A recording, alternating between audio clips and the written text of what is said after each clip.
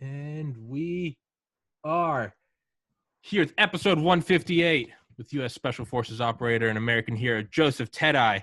And What up? we were just talking about Kamala Harris, and I was telling you about all the memes on the Donald, and you were shitting your pants. It's Oh, dude. Well, let me give a shout out to the Donald. All right, the last bastion of free speech in this freaking country. Really? What the fuck, man? I mean, seriously. Dude, you're right. It's you can't fucking. We were just saying they're booting Trump off Facebook. They're booting Twitter, suspending his campaign on Twitter. It's the Donald was kicked off of Reddit, which by the way took $300 million from Tencent, which is 100% owned by the CCP.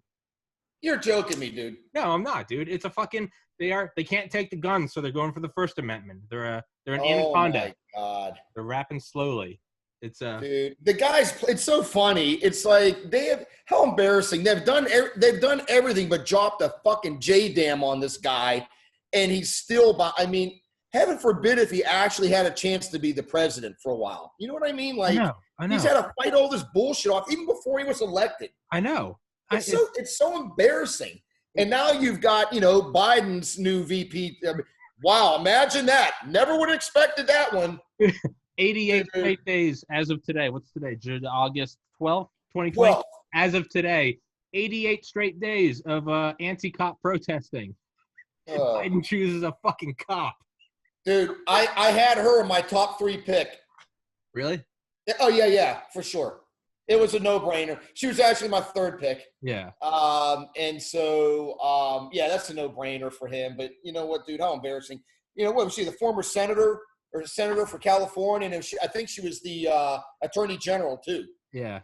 But if you look at her policies, dude, do you know that she was looking, and it's online, she's looking for a quote-unquote path for undocumented aliens to come into our country. She wants to make a path, was a word, for her, for those individuals to get into our society. They are the masters of euphemisms and semantics. God almighty. It's a back door for a bunch of illegal immigrants, but it's a path for undocumented workers. That's what it was, for undocumented, undocumented. For undocumented workers. And they can only exist when there's no opposition online, which is why, because all their bullshit doesn't work when every person's going, hey, that's not good. So what do? They axe you from all the social media. Exactly. It's like hitting the block and delete button. Yeah. Stay away. Yeah. Stay away. Just keep it perfect. These people, I don't know what the fuck kind of water they're drinking, but holy shit, man. Dude, wow. Blows me away. Not well water from God's clean earth. It's a bunch of fucking communists. But yeah. Yeah, so literally. Yeah, no, I don't mean that in some like funny dude, it's social, dude. It's no joke, sadly. I mean, socialism is socialism times 10. No, socialism is just communism light. It's a precursor. Socialism is it's right before the fuking. But I'll tell you what, hey Tom, I'll tell you what's gonna be funny though. Wait till Biden has got to freaking go toe to toe with Trump in a debate. He won't. They'll find a way to cancel it. It's gonna be literally like a freaking kindergartner trying to fight a high school kid. Like it's gonna be grisly ugly for Biden. I don't think he's going to do it. They're going to find a way to use COVID to not do it. Mark my words. August 12th, 2020. Dude, that's what I'm saying. That'll put the nail in Biden's coffin when he tries to go toe-to-toe with a guy like Trump who's super polished and just calls it like it is. He's going to look like a fool. Fool. I mean, as evil as she is and as much as I hate her, the reality is like Hillary Clinton was a formidable opponent and Trump beat her. Now I don't like Hillary Clinton, but she is very well polished. She's intelligent. And what does she have, like 30 some years in the government? She's very, very polished and very smart, and he still hammered her. So yeah, Biden don't have a chance. He doesn't have a snowball's chance in hell, dude. I don't think he will. I think they're going to use COVID to say that we can't do debates. They know that. Dude, what's your thoughts about these mail-in ballots? What are your thoughts about that? Well, yesterday, or was it 48 hours ago, there were 25,000 fake IDs busted on a shipment from where? China to Michigan. Come on. Yep. Wonder what that was for. 25,000? China ain't making fake IDs for money. They're not stupid. They can make money doing other shit. They're doing it for political Dude, you means. can't even make that shit up. You can't make You that can't. shit up. 25,000, dude. Dude, it's August and I still haven't got my stimulus check. I'm sorry, but I'm not fucking banking on the postal service. Stimulus what? The stimulus check. Yeah, I never got it. We're in August. Dude, you want to hear something crazy? Yeah. So I know, this off a totally different path here.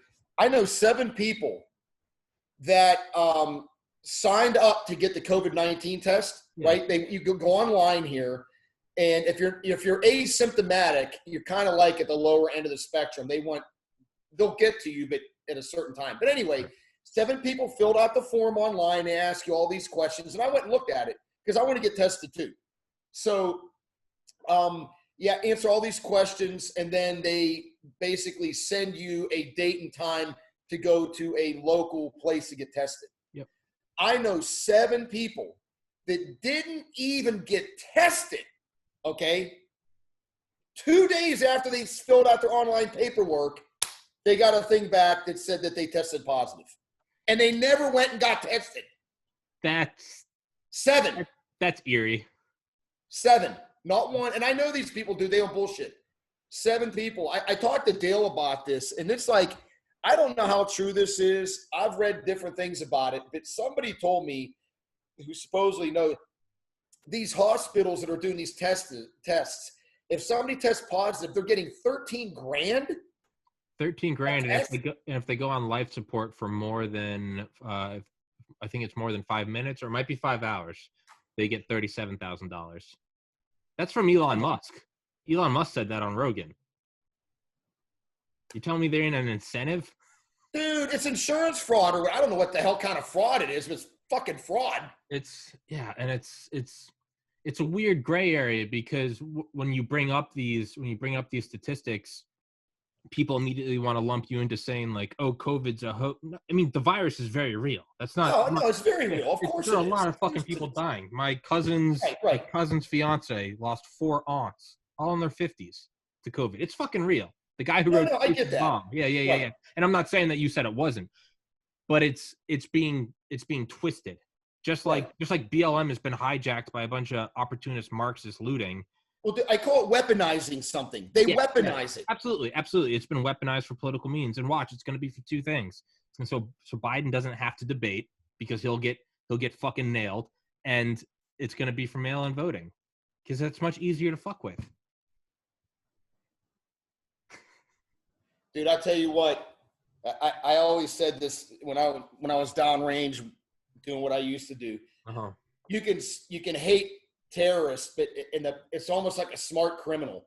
You can still admire the sneakiness of them, but still want to freaking tune them up. Same with these enemy. people. Yeah. They have thought this shit through. These are some sneaky, smart people. Yeah. They think 10 steps ahead of the game, right? Yeah. It's like a chess game. It's like playing chess. Yeah.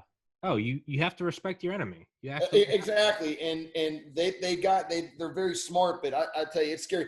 My prediction about this election, dude, I think it's going to be very close. Yeah. And they're going to have to do some kind of recount. Yeah. And then that's going to turn into a bigger drama. And dude, you watch, mark my words. It's not going to be a landslide by any stretch of the imagination. It's going to come down to that many votes. Yeah. It's going to be a doozy. This November. This is going to go down in history, man, for sure. It is. And it's going to be perfectly primed too, because think about it. No March Madness, no sports, no Olympics. Everyone is primed. So even if you're not paying attention to politics, all other entertainment has been eviscerated. So all eyes are on this shit. Wow. And I don't know if you know this or not, but we were so North Carolina, Charlotte was supposed to have the Republican convention here, right? Yeah. Well, I don't know if you heard what happened to that. Our illustrious governor, Cooper, basically said, you know what? Yeah, you can have it here, but you're going to exercise social distancing.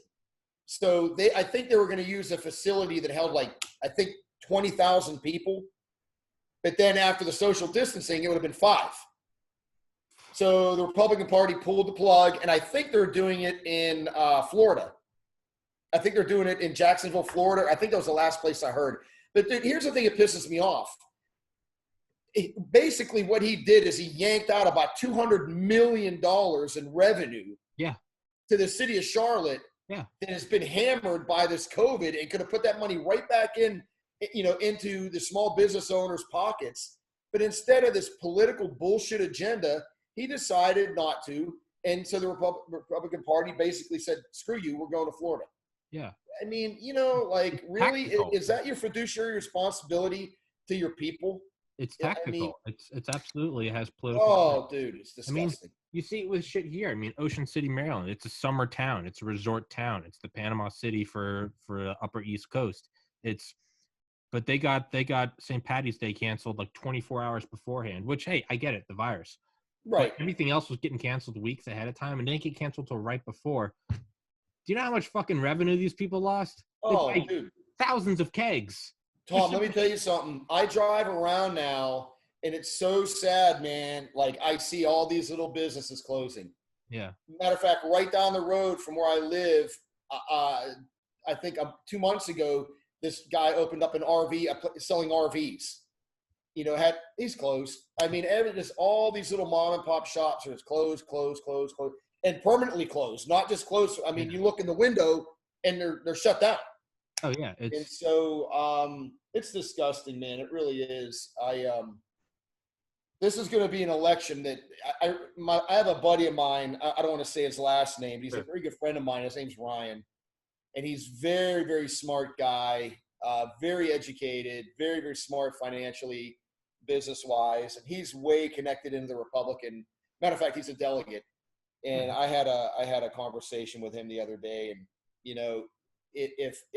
if we lose, the Republicans lose this election, the damage that can be done in just one term with the people that are lined up right now with Biden, we won't be able to come out of it in our lifetime. Yeah, it'll be that much. Dude, there's a bill right now. You can pull it up, go on the government.us. It's a bill that basically says, and I read it, and it's in there with all the other bills, right? Under that stack. Sure. That basically says that if you want to buy a gun, any gun, rifle, pistol, shotgun, carbine, anything, you're going to have a federal license to buy it. A federal license. Fucking. You can't just go into a fucking gun store and say, I want that shotgun, and walk out with it. And I understand with pistols and carbines, I'll be the first one to tell you, I'm all about, Second Amendment. But I think they could tighten up the law a little bit with carbines and say it's a 3-day wait, just like a pistol. I get it. I'm totally fine with that. Yeah, you won't be able to buy anything, nothing, unless you get a federal license, which means they will control who owns guns. And then they want. It's in there right now. And then they want chain of ownership. Ownership, exactly right. You can track. Exactly right. Dude, it's boiling a frog in a pot of water. You put it in when it's boiling, it's going to jump out. You keep it in there, and you just erode gun laws for a century. No one notices. That's exactly what I'm telling people. It's not going to be the big J dam. Boom. No. It's going to be a little bite. Yeah, a little bite. Exactly right. Just picking. Oh, and by the way, now you have to pay a tax on ammo of 300%. That was another thing that they're talking about. It's taxing the shit out of ammo. Yeah. Don't forget in 2014 when the Department of Homeland Security bought up 1 billion rounds of ammunition. That's right. Yeah. That 30 remember year that? Supply. Yeah, I remember the title. 30-year supply for a 30-year hot war. Yeah.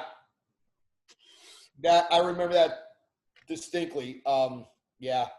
It's a shame. There's so many people out there. I have friends of mine, Tom, that they got their heads in the sand. They're like, you know what? Their attitude is, there's nothing I can do about this. I can't change anything, blah, blah, blah. Well, you can vote. I mean, granted, you can't really do that.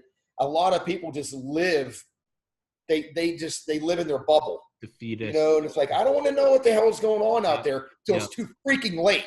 And then it's at your door. Then you want to know about it. Yeah, it's at your door. It's at your door. Exactly. I mean, in my short life, I just turned 30, but in my short life, I think the first true example of like knocking at your door I've seen is COVID. So here's an example of, and you can go back and look at episodes of me early on, like, hey, there's a virus in China. What's that?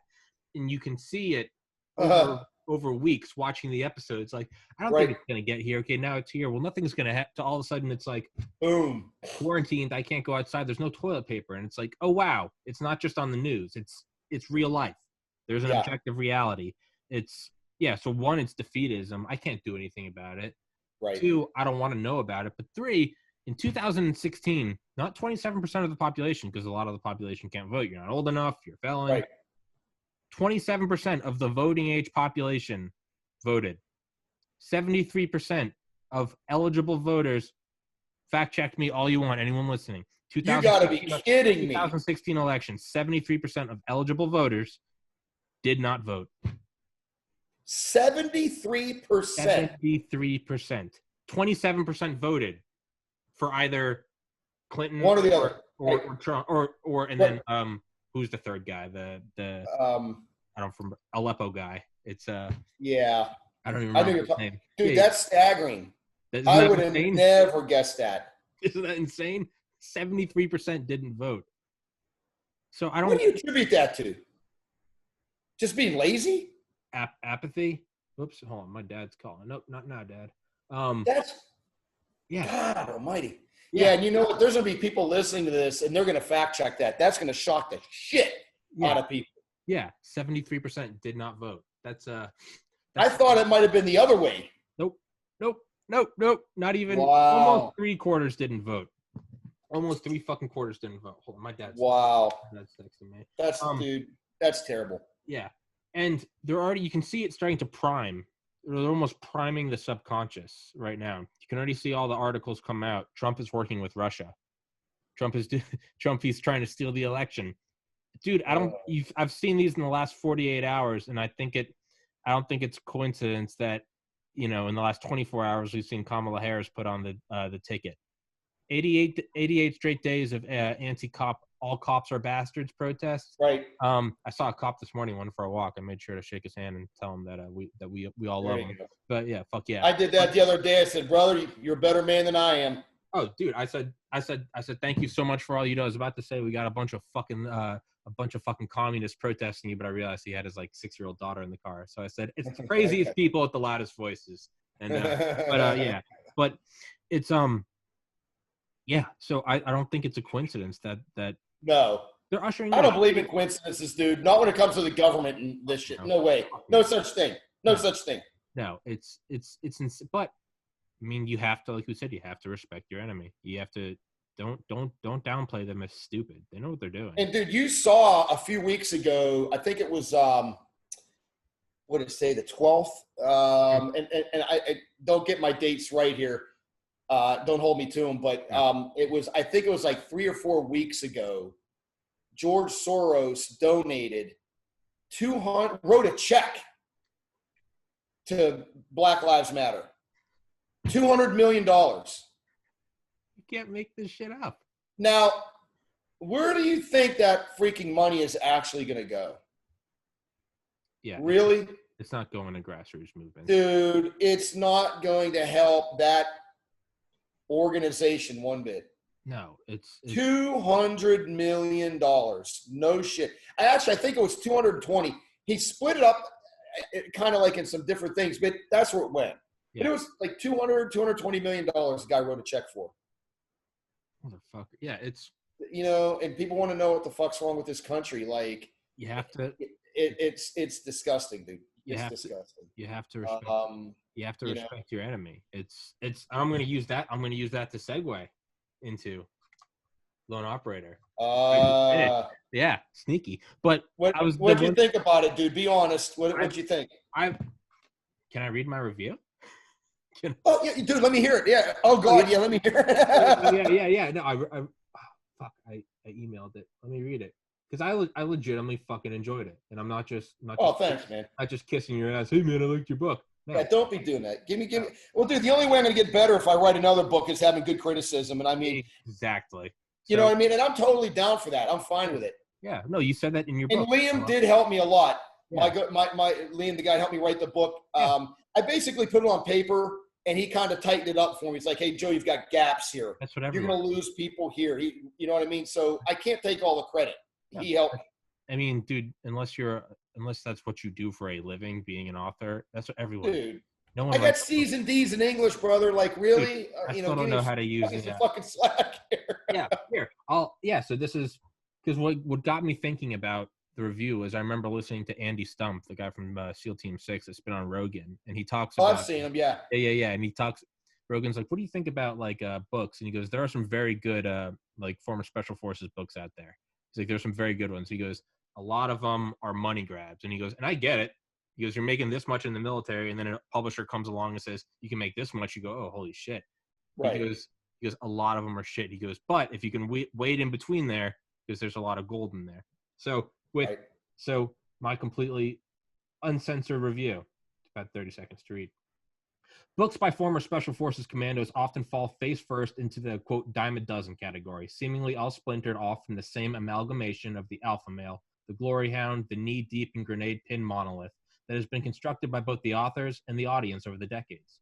Lone Operator, however, is full of unbridled heart, humorous self-deprecation, and clinically objective diagnoses, all of which are permeated by the same innocent and loving soul that we can all identify with. That is, I am trying my best, I am scared, but I'm willing to improve. It's just that. It's the same scared, idyllic, imaginative, rail-thin kid that we all are or were at one time. My story is that of an academic and social butterfly. Yours may be of an engineer or a doctor or poet. Ted Eyes is that of a Tier 1 operator working in a ghostly unit that recruits from Delta Force, DevGru, and others that legally cannot be acknowledged.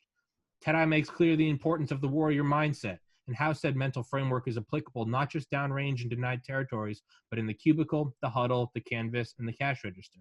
It's a guidebook to know how to eviscerate all obstacles in your path and to put you in a position to then help others overcome their own highly personal hurdles. Ted takes the experience acquired from the truest examples of real-life black ops and plausible deniability and brings them back to anyone willing to listen. Indeed, from Joe Ted to the average Joe, the lone operator makes sure you never operate alone. Wow, dude. I gave it 5 stars. No, dude, I appreciate it. It's very nice. One little thing, and I want to make sure people listening to this don't get this wrong. So I never served in Delta, and I never served in SEAL Team 6. That's why I said from those and others. Yeah, and so I'm not what you would call a Tier 1 military guy because I never came to those units. Now, I can't tell you the unit I was in, but if you Google it,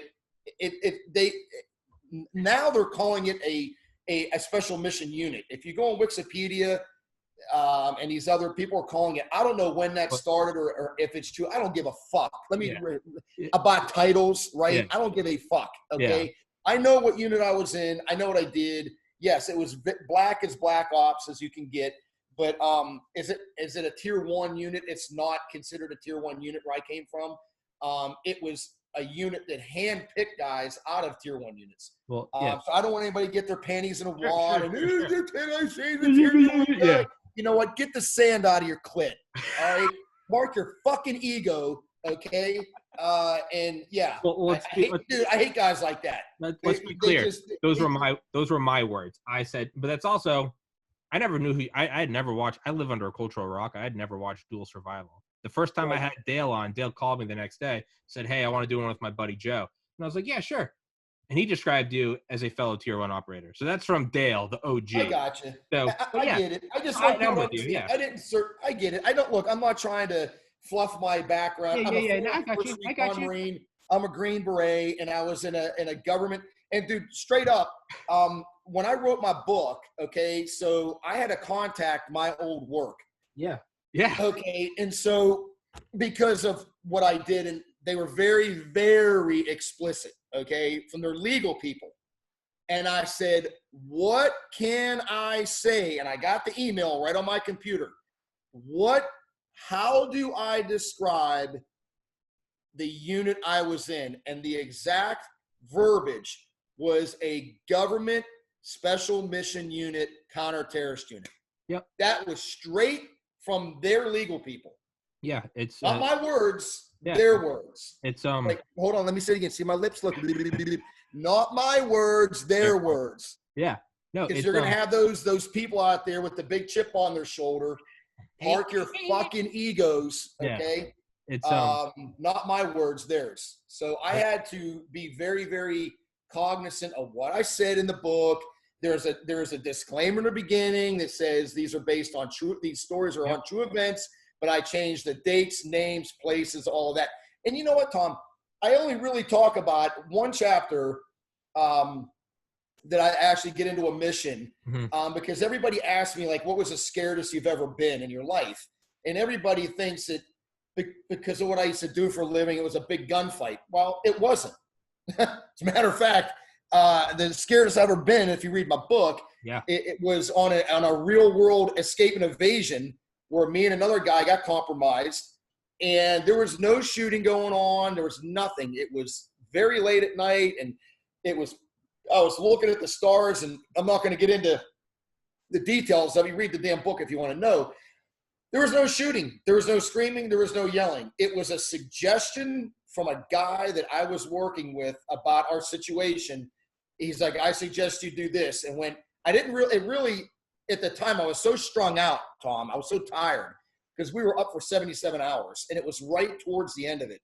So you're kind of like out of it anyway, right? Yeah. We had run out of water. I mean, it was supposed to be an in and out mission. I ate one power bar. It was gone. The water was gone. So we were in shit state. But it was a suggestion from a guy, former Delta guy. He was in Somalia, been there, done that. His name doesn't matter. I highly respected the guy. And when he said that to me, it didn't sink in. But when we started moving and started walking, I kind of like snapped out of my little fog. And I was like, holy shit. I think. What the fuck did this guy just tell me? I think you know what I mean? Then it hit me. And then I was like, oh, wow, this is bad. This is really bad. I think you should, I don't want to spoil it. I think you should explain what it was to the listeners, because it doesn't, you need to read the book, but I think you should explain that, because I think that's a good hook. That pulls the gravity. So, okay. So then, short, long version compressed. Very. I was downrange, and it was probably like my third or fourth rotation, and we got a call that there was a target that we had been looking for. They located him. It was in the daytime, and it was what's called a TST mission, time-sensitive target. He was only going to be at this location for a very, very short period of time. So they basically wanted drop a JDAM on this dude and be done with it, but they needed someone to do a battle damage assessment. Yeah. So we weren't going to bring any of our Afghan counterparts. It was just going to be me and this other guy. We were going to go. We were going to drop in 2 train features away, just boop, boop, get in there, watch the airstrike, do a battle damage assessment, and split. Dude, it's pretty simple. Nothing sexy about it at all. Well, it didn't even get to that point, dude. And to this day, we don't even know what happened, but it was a daylight infill. And we flew in on an Mi-17, which is a big-ass freaking Russian helicopter. It makes a lot of noise. Somebody must have saw us. We don't know, but we didn't get very far. And it turned into a, long story short, basically a running gun battle for 77 hours. We were kitted out very light. I had 4 mags on my kit, 1 in a gun. Didn't even have a pistol. Had a bottle of water, power bar. I mean, very, very lightweight. It was no nods, no nothing, right? Just bing, bing. It was going to be like 2 or 3 hours, and that's it, sure. Right? And so didn't happen that way. So anyway, we for 77 hours, we were running around in the Hindu Kush Mountains. And what was really funny, Tom, is when we got back, we basically had what were called Blue Force trackers with us that shows, you know, where you're moving. It's basically like a GPS. And you can look on a screen back at the FOB like, okay, you guys went from here to here. So of course, and I talk about this in the book, you know, we had our escape and evasion plan, but you could have wiped your ass with the fucking thing because everywhere we went, we were getting cut off. So if you looked at our Blue Force tracker stuff, it wasn't like a straight line. Like it was like, yeah, it was crazy, dude. It was, and you looked at it and you're like, wow, that didn't work out very well. But anyway, long story short, it got to a point towards the last day. The guy I was with asked me, and it was at night. He said, "Hey, how much ammo do you have left?" And I said, "I got 1 mag." And he's like, no, like how many exactly? And so I took my mag out of my gun. I stripped off like 7 rounds. I said, I got like 8 rounds left. It was 7 or 8 rounds. And he very calmly, he wasn't like screaming and yelling. And he was just like talking to you. Like, he's like, hey, I'd put one of those in your pocket. And I did, and didn't even realize. I remember stripping off the round and just sticking it in my BDU pocket and not really registering why he said it. I ain't gonna lie to you, I was tired. Yeah. Tired, I'd been up for, a long time, and we were dehydrated, hungry. I mean, we were smoked. But I did it. And so once we started moving, we were huddled behind these rocks. When we started moving, I kind of like snapped out of it, instead of like sitting there, like when you're really tired, you're kind of like, yeah. We started moving. I kind of woke up and I'm like, oh shit. Like, it kind of dawned on me why he said to put one in my pocket. And basically it's like, we're not getting captured. Yeah. That's it. There's no fucking way that I am going to be captured by the Taliban. I've watched those videos, and I didn't want to end up on Al Jazeera's funniest home video. Yeah. Yeah. Yeah. And I'll be honest with you, man, everybody, I'm just fucking killing myself. Really? Well, let me tell you something. That's not a decision you're going to make like that. No. To be honest with you, if it would have got to that point, I probably would have gone down fighting, dude. I just don't know if I don't know if I could have done it. It's the end. I'm just being honest. Yeah. But anyway, obviously it didn't come down to that. We had a guy fly in, and the way we got out was crazy, dude. We were literally at the end of our rope. You can't even make this shit up. We hit this wadi that was huge, dude. There was no getting down it. Like, a lot of them you can kind of like slide down, or they're not high. Yeah. This one was like high. If you would have fallen off, you'd have been dead. Yeah. It was a huge dried out riverbed. And we were fucked, dude. It was the end of the game. And this dude had flown the bird in and turned it kind of bass backwards to where we were. And the clamshell was off on the back. And anyway, dude, I remember seeing the rotors. It was the scariest thing I ever done, man. Like, I thought, you jump too high, you're going to get hit with the fucking rotor. I mean, if the wind gets it, the bird's going to fly into but we ended up jumping in the back of this thing, and it took off. And I remember when it took off, it banked really hard. And I remember sliding all the way across the fucking floor of this thing and hitting into some of the chairs. My fucking M4 went this way, I went that way. But I remember sitting there after they leveled out and we flew away. And I remember looking over at this dude I was with, and he just had this big shit-eating grin on his face. And he's like, like, what do you think about that? I'm like, that was fucking badass. You know what I mean? Like, you look back, then, and you're like, oh Lord, please let me get out of here. And there's no joking about it. Like, until you get out and you think about what you just did, and you're like, holy shit. Like, okay, check that block. Don't want to do it again. You know what I mean? Yeah. But I will tell you, and I said it in the book, and I'm going to say it right here. What saved our lives was our physical fitness. Yeah. Well, end of story. Yeah, it has to. It's 77 hours of evade. Dude, was our physical. Now, I will tell you this. We did drop our plates. Yeah. We came, basically, it was like day 2. He said to me, he's like, dude, these plates aren't going to save us. What's going to save us is getting the fuck out of here. Yeah. Time and distance. I just remember pulling up the Velcro and boom, dropping out my plates. Yeah, fuck this Left shit. them right there. Hid them. Actually hit them in these rocks, but that kept because when you wear plates, it doesn't sound heavy until you're walking like in the mountains, right? And it holds heat in. I mean, there was no reason. It wasn't going to be, it stopped 2 or 3 rounds, because when these fuckers were shooting at us, the rounds were pinging off rocks. You know what I mean? And those rounds are going to get hit, the ones with your name on it, you're never going to see. Yeah. It's those fucked up rounds that hit off rocks and shit that you're going to get hit with.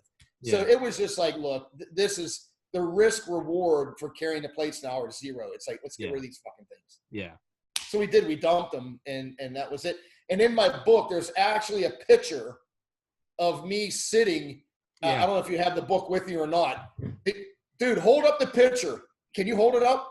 Hold on. Go to the page where there's a picture of me sitting on the ramp. Hold on, let me pull it up. I don't know if you have it or No, not. no, I can. I turn my phone off because my alarms are ringing off. But I Oh, do have, no, I have that screenshotted. I have the picture screenshot. yeah. So we landed. I'm not gonna tell you where we landed, but anyway, we landed, and the pilot was like, "Hey, man, have like an emergency medical team like meet us at the HLZ. These guys are in pretty bad shape. Blah blah blah. Right?"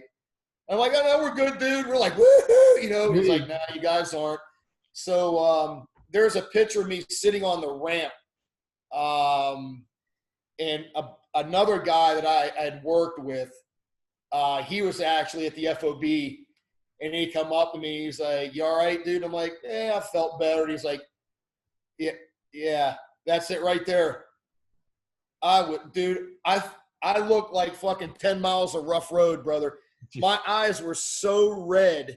It looked like two pistols in a snowbank, man. But anyway, we had lost like 10 pounds apiece, something like that. Severe dehydration. My feet were hamburger, blisters, all that happy horse shit, right? And just wrecked, from not eating. But anyway, my buddy walked up and he was like, sick humor. He's like, "Dude, I got to get a picture for it." He took it, right? And then like after I had left and went back home, and he got back home, he ended up emailing it to me. He's like, "Hey, man, check out this picture I took of you." And I'm like, oh, Jesus. Oh, Jesus Christ. But yeah, dude, that was literally right after we landed. And in the actual picture, you can see the pilot laying in the back like this. Like, because, dude, he was taking fire. Yeah. When we got extracted, he was taking rounds. And I'll tell you what, in the back of the plane, if you look at the picture again, there's this big yellow fuel tank. Oh, it was an extended fuel tank. That's what that was. I don't know if you saw that or not. Those big bladders. It was made out of like aluminum or steel, whatever. But anyway, it's an extended fuel tank. Yeah. And dude, one round, I mean, you're done. Oh yeah, dude, fireball. Oh, and yeah. if you look at the picture closely, you'll see a few holes in the floor. If you look, oh yeah, dude, it was crazy, man. And yeah, and didn't even know it. Like when we were flying out, like your adrenaline's flowing, dude. Like, rounds came through the bird, didn't even know it. Because. Yeah, but anyway, yeah, scariest time of my life, man. And it wasn't any shooting. It was just this guy telling me, "Hey, put a round in your pocket." And what's crazy is I have that round sitting in my office on the shelf. Yeah, you said as a reminder. Daily, yeah. Like, man, oh man, things can go really fucking bad. Yeah. Murphy will show up and throw a wrench to the works. Yeah. And it happened. And then thank God it never happened again. But I can tell you this, it wasn't often, Tom, that we did daylight hits. I mean, we did, but it wasn't often. But I can tell you, after that, daylight hits, I was like, like, not doing it. Last time I did this, it didn't work out well, Fuck that shit. Dude, that's in bullet holes. Yeah, but that was a very interesting moment. Yeah, dude, there was a lot of stuff in my book. You actually asked me, what was the other thing you asked me the other day when I lived in Vegas about something? The PepCon explosion, because because I'm having someone on tomorrow to talk about the Beirut explosion, and that got me thinking about all these big ones, the Tianjin one in China, and the and then it just that weird similarity where because I used to watch that. I love big bombs, and you mentioned it in your book. You're like, I thought it was a tactical nuke, and you're like, it's the petroleum. It's going, and before you even say PepCon, you're spelling out PE, and I was like, I know that explosion, and yeah. Yeah, dude, did you see that explosion in Beirut, that big-ass explosion that detonated 2,700 tons of ammonium nitrate? Yeah, yeah. Well, this PepCon plant was way out in the middle of nowhere, okay? And if I'm not mistaken, I think they made like rocket fuel or something. Yeah, yeah. So when that thing blew, I was in UNLV at the University of Nevada, Las Vegas. I was studying for my Series 7 when I was going to become a stockbroker. And I was in a classroom, and it blew up twice. The first explosion sounded kind of muffled, and I was like, "What? What was that?" And like everybody was like, "Wow!" And people were kind of like looking out the window, and you could tell it was pretty far away. But when that thing blew, and there's a video of the second explosion when the tanks actually detonated, dude. It literally knocked down the false ceiling in the classroom. The board fell out. The concussion. It was. Dude, I ran outside. I'm like, all right, somebody just dropped a fucking nuke, like straight up on Vegas. Yeah. That's how loud it was, and the concussion of it. And it was miles away. Yeah. Miles. They said there was a plane coming on final that the shockwave hit it, and they had to veer off because the shockwave kind of fucked up the landing.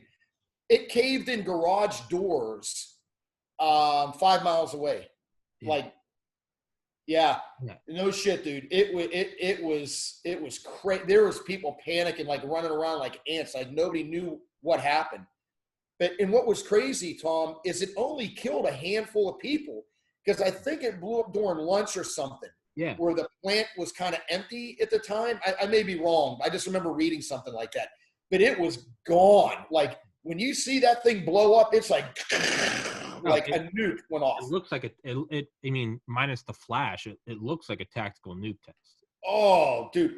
I'm telling you, it rocked the whole building and the freaking false ceiling started falling. It was crazy. I watched a documentary on that years ago. It's something that I am like familiar with, and I've seen them. And there's police officers who are like a mile away. They were like thrown 20 feet into their squad car. Yeah, dude, it was crazy. I'd never experienced anything like that. Now, I will tell you, when I was in Iraq, my first tour, I only went to Iraq one time with the unit I was in once, and then all my other tours were in Afghanistan. But anyway, we were staying in this hotel in the Karada district, which was kind of like the shittiest part of Baghdad, at this hotel that all the Westerners stayed at. You might as well they should have just put an American flag on the fucking roof and said, hey, come fucking kill us all. We're here, yeah. Yeah, we're here, right? So I remember, and I actually have video of this, a car bomb, or it wasn't even a car bomb, it was a truck bomb, went off at a checkpoint. And I would probably say it was 2 miles away from where we were staying. But when that sumbitch went off, it was the same thing. The whole freaking building shook. So we jumped in our freaking Hiluxes and drove down. You could see where the smoke plume was. And they found the engine block. I found out later, the engine block of the truck a half a mile away on the roof of the building. On the roof? Yes. Fuck. I can't remember. It made the news. It was like one of the largest truck bombs that went off. I can't remember how many, like 1,000 pounds or 5,000 pounds of explosives, but I got a picture of the crater and everything, dude. It was huge. It was probably 30 feet or 40 foot wide and like maybe 5 or 6 feet deep in the asphalt. Jesus. And yeah, dude, it was, I got really, I've never posted it because it was really graphic. Like, yeah, all the vehicles around were just incinerated. There were people in the vehicles just burnt to a crisp. But, Jesus Christ. But yeah, when that sumbitch went off, they found the engine block, like they said, on the roof of a building, like a half a mile away. So, Jesus Christ. Crazy shit, man. Crazy shit. Jesus. I'm having on an explosives expert tomorrow to talk about the Beirut explosion. Oh, dude, that's going to be great. Yeah. I mean, Dale would be a really good guy to ask, too, because Dale's really good at, all that stuff. And I mean, this guy's probably getting like the net explosive value and all that crazy. I'm not a demo guy. Yeah, I mean, I know demo, basic demo, but I'm not at that level. Yeah. But yeah, when that thing went off, dude, holy Jesus, man. I mean, did you see the one video of the guys in the boat? Yeah. Oh, dude, it looks like a fucking tactical. That's what I'm saying. Like the whole sky just went, dude. Yeah. It's got the fucking mush. There's some scientific name for it, but the vaporization cloud is it? Yeah. Yeah. I don't know what people did they say that killed. I don't know. I imagine it's still under wraps. Well, the last I heard was 100. Oh, but 4,000 were injured. Yeah. That's staggering because when I saw that thing go off, I'm like, oh my God. That killed an assload of people. It looked like a Hollywood fucking scene. Yeah. I'm surprised it didn't kill 4,000 people. I mean, dude, knock on wood, man. I wonder how many people they just haven't found yet. I mean, if you look at the videos, dude, as the shockwave is coming close in slow motion, you just see the facades, the glass, all the stuff, everything just getting vaporized off of it. And dude, that's what people don't understand. You don't have to be literally blown up. You could be hit by flying glass and debris and the overpressure. Yeah. of the actual explosion. Yeah. Right. And of course the heat plume and all that stuff. But like the overpressure, that kind of shit is great. I have called in an airstrike before downrange. And I tell you what, man, you far away from that shit, you can feel it. Yeah. You know what I mean? Like you can feel that. Yeah, it's Oh, crazy, yeah. depending on how big the bomb is, 500 pounds, 1,000 pounds. But yeah, that was a big explosion, man. I mean, I don't know which one was bigger, the Pepcon or that one, but I can just tell you the one that Pepcon. I wish I knew how far away it was, dude. It was out in the middle of nowhere. Oh yeah, if you look I at got the the video, desert, like there was nothing around it. yeah, if you look at the video, it's out. It looks like a military test because it's in the Exactly. middle of nowhere. Yeah. If that would have detonated like close to a city, like Beirut, dude, it would have fucking leveled like half of Vegas. Yeah. what the fuck is it with Tianjin and China and Beirut? What's with these stockpiles of like nitrogen perchlorate like downtown? It's a I was saying, why would you store 20? I think they said 2,700 tons. Yeah. Not 2,700 pounds. 2,700 tons of ammonia nitrate downtown. What kind of fucking? Hey, let's just put this shit here in the basement. Yeah, we'll leave it here. We'll leave it. It's out. We'll leave it and here. And then I guess my question to you is, how did it detonate? Did they even figure out how that happened yet? No, and that's what I did text Dale. I said, Dale, do you think Beirut was intentional? He hasn't responded, so the plot thickens. But having on the guy tomorrow, who I believe is more of like an energetics expert, so I think it's probably going to be a little more scientific, which I'm so excited about. But yeah, I definitely want to find out more as it goes, because I don't know. With stuff like that, I don't think you can ever 100. Not everything is a conspiracy, but when something is that big and it's downtown, you have to look at it and go, was there anything behind this? Yeah, dude. Because obviously a fire started because you can see the fire. Yeah. But the whole thing is did somebody start the fire on purpose? But wow, that town's destroyed. Dude, think about this.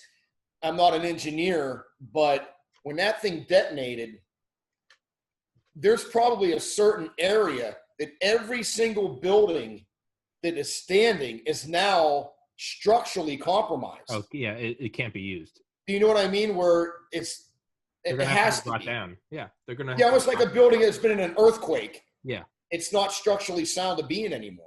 Yeah, I'm not an engineer, but I can almost guarantee you that. They're going to have to tear down buildings because of that. Yeah, that is the most insane explosion. Dude, let me know in that podcast, Darius. I want to listen to what that guy has to say. Fuck yeah, I'll send it to you tomorrow. I said I'd only keep you for 45 minutes. It's been 49 minutes. So we get diarrhea of the mouth. That's cool. Yeah. What? We get diarrhea of the mouth. Anyway. I thought you said kicking you off. I was like, I'm not kicking you off. Yeah. No, and I had said I had some questions for you about the Christian faith. We'll save that for another. Go ahead, dude. Far away. Oh yeah, so I've told Dale this before, and I think Dale's the only person I told on the podcast. And I haven't told other people really until last year. I didn't tell my family. Very long story short, April 15th, 2014, lost my older sibling to suicide. I was down in Georgia. This was in Maryland. I was down in Georgia the night before, and I was with my then girlfriend. And I remember she woke me up because I was sleeping and her head was on my chest, and she woke up. What the fuck? I don't know what just happened. I think Siri is listening to my. Go away. I think Siri is. Open my email. She woke up because her head was on my chest and my heart was beating so hard that she woke up from that. So she woke me up because she's like, "Okay, you're having a nightmare. You're having whatever." Right.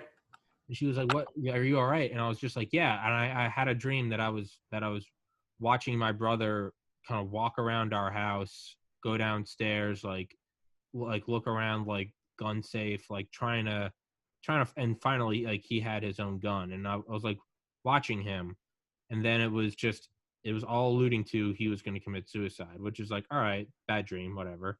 And the next day, I got a call from my parents that he did commit suicide, and for privacy's sake, I won't go into it, but I pieced together the picture over like the weeks and months, looking into like what happened, and when I was having that dream was the exact time that he was walking around the house. And not only that, he was walking around the house in the exact spots that I had the dream of. So same time, same actual places, kind of like I just saw it almost like if you're like a drone following a person, I saw it from like over his shoulder. same places, same spots. And then it wasn't even just a coincidence. Hey, Joe, I had a dream about you last night. Tommy, I had a dream about you. No, I had a dream about his suicide with an anxiety attack so bad that it woke up my girlfriend. And then it happened the next day. And that's something that I think shook off from like 10-year-old, 0 to 10, I was very Catholic. From like 10 to about 23, it's very atheist. I don't know what I am now, but that's something that definitely shook off my cold, calculated scientific view of the world. And I'm not sure what it is. I do believe in a God. I'm not sure what God that is. But that was something that I was like, what in the fuck was that? Because I'm not like a woo-woo mysticism, like I'm not dead sober. Here's what I can tell you. I actually had a very similar, so weird. I don't really talk about this, to be honest with you. A handful of people know this, but I'll share it with you because you just shared something very personal. So I lost my mother when I was in high school, 11th grade. So this is, again, I say this, how do you explain that? Yeah. So I'm going to ask you the same thing. How would you explain this? I was in school. I was in study hall in the library. And I remember I was actually reading a book on World War II. And all of a sudden, the only way I could explain this is I became very like high anxiety, which I never felt before as a kid. Yeah. But I felt anxiety that I needed to talk to my mom right then. So I got a hall pass and I walked. Now you got to remember, we didn't have cell phones back then. So I walked out of the office and I said, I need to call home. And the lady said, why? Are you not feeling well? And I said, no, I need to talk to my mom. And they said, why? I said, I just do. And they said, well, we can't just let you call home for no reason. So I went back to study hall, and I remember I was sitting there, and as it kind of like the anxiety got worse and worse and worse and worse, and then, dude, it just went boom. Mm-hmm. So that was right around noon, right? Because this later on I started thinking about all this stuff. So on my way, I took a bus home. As I came home, it was this long ass hill that went down to where my father lived. Now my parents were divorced, right? My mom lived with her father, my grandfather, and my dad actually moved in with his mom. They're both their parents were older and just wanted to take care of him, right? I get it. So I remember going down the hill and seeing my grandfather's car, my aunt's car, and after my parents divorced, the two families never got back together. Like, it was a bad thing. I came from an Italian family, and back then nobody got divorced. And I was raised Catholic. Like, oh, you're going to hell. You're going to hell. It was that whole thing, right? Yeah. So anyway, I walk in my dad's house, and everybody was sitting in the kitchen. Very stoic looks on their face, and like, why are all these people here? And my dad said, go upstairs. So I went upstairs, and I was sitting on my bed, and I knew something was wrong, but I didn't, like, again, I was a kid. I didn't really know what it was. But anyway, my father sat down on the edge of the bed. He's like, look, there's no easy way to tell you this. He goes, your mom's dead. And long story short, dude, after it was all said and done, her accident was like at 12:05. She got killed. What the fuck? Never happened in all my life and has not happened since. How do you explain that? Out of the blue. Yeah. Out of the blue, I was literally shaking. Yeah. Like anxiety, shaking, like physically shaking. And that's the thing, is you can't explain this shit to people that it hasn't happened to. Yeah, and for those that are watching, look, I'm not a Catholic anymore. I'm going to admit it. I'm a Christian man. I have admitted. I believe in God. I'm a Christian. I think that that God has saved me more than a few times from a very bad death, on whether it's that or an angel, whatever you want to call it. But I've been very, very fortunate. But I went to catechism. I went to church every Sunday. I grew up in a very hardcore Italian Catholic family, right? Same. Yeah. Irish, So but yeah. those of you that never experienced that, just trust me, it's pretty harsh. Yeah. But it was a fear-based thing. If you steal, you're going to hell. If you lie, you're going to hell. If you masturbate, you're going to hell. If you get divorced, you're going to hell. Yeah. And it kind of just got, as I got older, I'm like, wait a minute, like, tell me something good. Yeah, tell me a positive thing. Tell me. Yeah, and that's why I just kind of like left Catholicism behind. And then, I kind of searched my way around. I went to non-denominational, I went to Baptist, so I consider myself Christian. But to answer your question, Tom, look, there are things, and this is the way I look at it, that we are not meant to know. It was a connection with your sibling, just like with my mom. And Dale has actually experienced the same thing. Yeah. We talked about that on Yes, yeah. he has. And Dale, no bullshit. Why would I tell a story like that? Like, really? I mean, Dale's I'm not going to bullshit somebody about it. Yeah. What the fuck? Fucking really?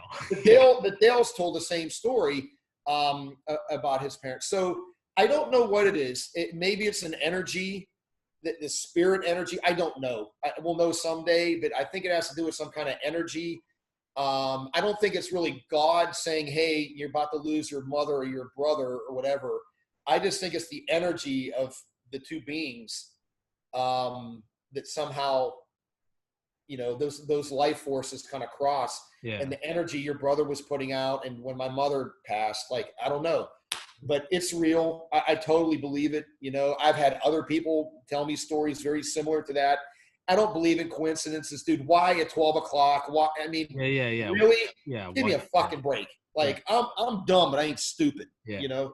It's one thing if you have that anxiety attack every day. Yeah, exactly. Never had it ever, and haven't had it to this day.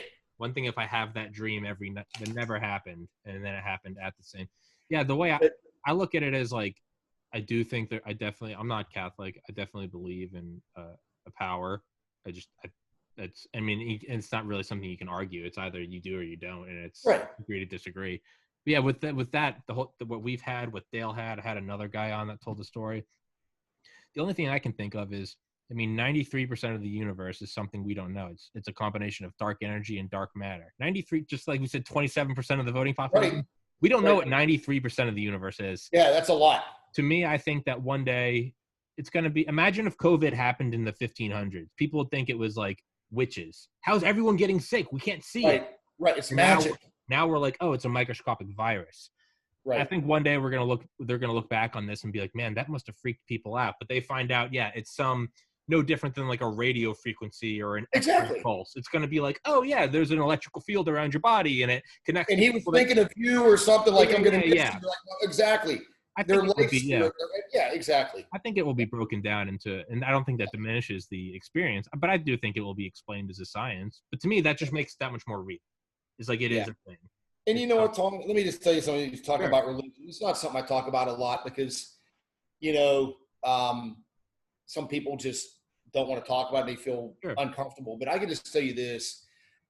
I don't care what religion somebody is. I look at somebody as, what kind of a person are you? Yeah, you good person. Where's your moral compass? I don't care if you're Catholic, Baptist, Presbyterian, Christian.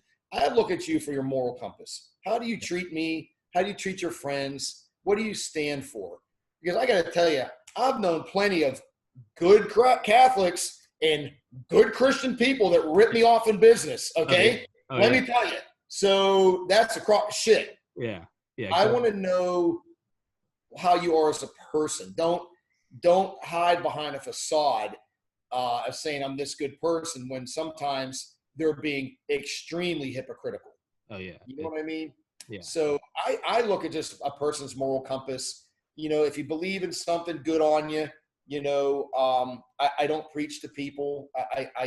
Some people I have in the past, like, you need to find something in your life that gives you some stability when all else fails. You can draw on strength from that. And so, but yeah, man, it's a very unique thing. And I will tell you,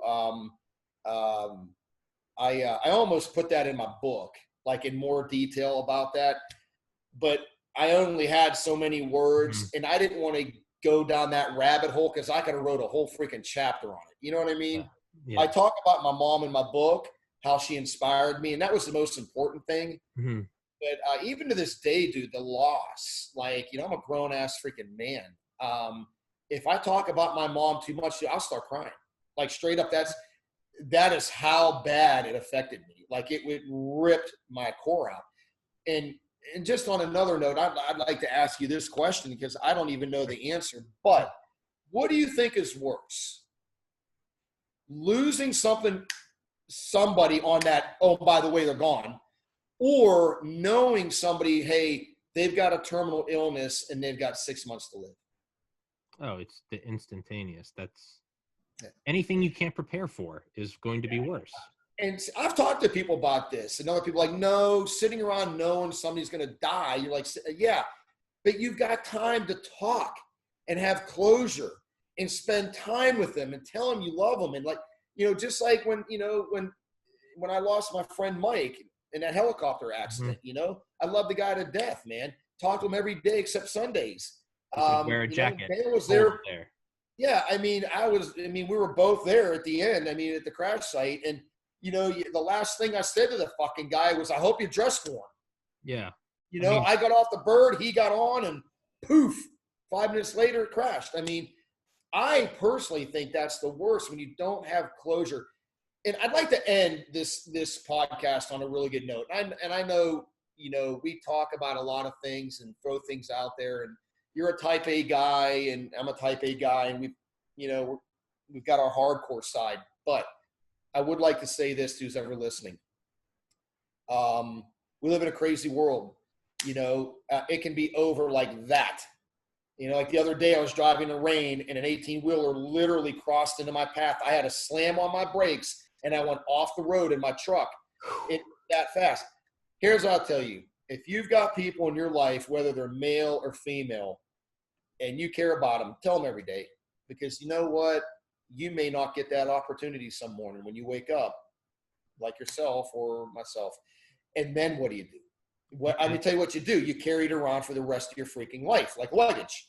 The last 7 days I've spent with my brother, I was very upset at him because he was 27, I was 23. I felt he wasn't working towards sort of getting his act back together. And I won't go into detail, that's private. But Right. I felt he could have been doing, and me being just gotten into medical school, again, type A, just like, you know, nut up, grab your balls. And to the point where I remember I told him, like, months leading up to it, I was like, hey, man, if you don't start, like, working harder, I remember telling him, I'm going to give you the silent treatment. And I remember telling him, I was like, because I need to distance myself from you, because if something eventually bad happens, I was like, I need to protect myself. And finally something snapped like a week before, and it wasn't going to be a permanent thing, but I was just like, hey man, I was like, get your shit together. And I'm not going to talk to you about it until then. Hopefully me cutting you off, it's because you and I were best friends. Right. And for like a week, you know, at first we both kind of clashed for like a day. But then for like the next week, he would come up to me and be like, hey, man, do you want to go watch a movie? Hey, man, do you want to go shoot? Hey, look at this funny video. Right. And I just like wouldn't look up from my book. And in my mind, I was like, I'm giving him tough love and it's going to work. And he was like, hey, man, do you want to go watch this? Do you want to do this? Do you want to do that? Never made up with him, man. And you see what I mean, though? That's what I'm saying. For people that are listening, still, it's kind of hard to explain. And that's a monkey that you really, you know, you can swap them off your back, but the son of a bitch will jump back on you because you rewind it in your mind. Oh, I wish I should have, would have. And I talk about that in my book, the what ifs. Yeah. If you live that what if life, that kind of shit will drive you crazy. But I think, Tom, the thing that you and I can tell people is don't let that happen to you. Yeah. Learn from this. Don't learn from our mistakes. And yeah, if somebody would have told me, and by the way, Joe, tomorrow at noon, your mom's going to be dead. What I'd been like, oh my God, like, what would you say to this person? You know, that you got the time to do it now. And there's nothing, I can tell you this too, man. There is nothing unmasculine about telling a friend, a male friend, that you love them. Doesn't mean you're gay. I tell all my friends I love them. Exactly. I mean, I know male friends don't say that. I'm like, really? Come on, Dale. like, really? Dale's 28 years older than me. I've never met him in my life. Dale's in fucking Delta Force. I'll text Dale. Love you, brother. Yeah, but dude, you'd be surprised how many guys get kind of weird about that. Well, you know what? Whatever. I'd rather than be weird. None. I'd rather be weird and express my love than ever. Exactly, man. Exactly. Hey, read my lips. I'm a heterosexual male. For those of you, okay, I'm not. I don't go the other way. But I do tell people my life male friends I love them. There's nothing wrong with that, man. I've been working at a liquor store for 3 weeks. I fucking hugged my male coworkers. Just love you, brother, because I don't ever want to experience. That's actually a side of a guy who's in touch with himself and don't give a shit. Comfortable with himself. I don't care. Like, you don't like it, tough shit. I don't give a fuck. Yeah, I tell everyone I love him, man. I appreciate you sharing that story, dude. I can tell it's very, very sensitive. It's a raw spot. Well, hey, man, I appreciate you. For a long time, dude. I'm 55. I lost my mother when I was in 11th grade. I thought you were 40. No, 55. Really? Yeah. I knew Dale was like 56 or 57. I thought he's a year older than I am. God damn. Hey, man, that's a testament to working out. You and your fucking no bullshit, dude. I legitimately, I was always like, I'm not. Again, hey man, if you're a girl, I'd be lying through my teeth and be like, I thought you were 20. I legitimately thought you were like 40, 45 tops. God damn, son. God damn, son. I'll be 56. I'll be 56 in December. Jesus Christ, dude. Yep. You're 5 years younger than my dad. Yep. What the point is, it still affects me to this day, you know? Sure. And that's okay because I draw strength from it. But I appreciate you sharing that with me, dude. That's same with you. I appreciate it. And you know, it takes a real man to talk about stuff like that because it does hurt and you're exposing yourself, but that's how you learn. Yeah. And that's how you learn and you grow and you become a better person and learn from your mistakes. Like, you know what? If I could rewind time, I might have done that different. And, you know, same with anything else. Yeah. I mean, dude, that was 2014. I didn't. Yeah. That wasn't that long ago, man. I didn't tell my parents until last summer, August 29th. Yeah. I told Dale and I've told you, and now I'm listening to it's right there, man. But to wrap this bitch up, don't learn from what I'm saying. Learn from what Teti is saying in the last sentence of my review. The lone operator, make sure you don't operate alone.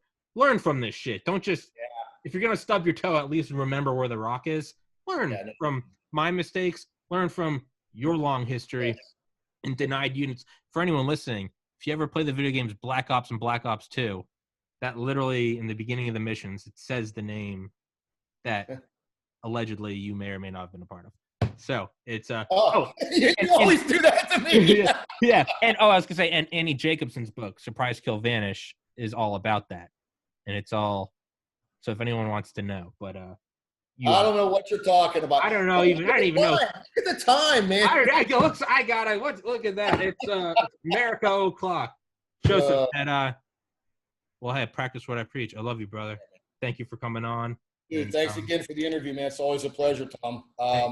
Hey, let me know when you post the one with this guy you're getting on next. I want to watch it tomorrow. Yeah, and yes, sir. Friday is going to be a good one. And that's going to be really interesting. You and Dale.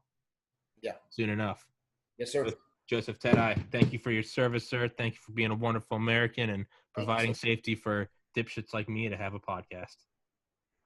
Thanks, brother. Stay safe, man. Love you, man. Love you too, buddy. Peace.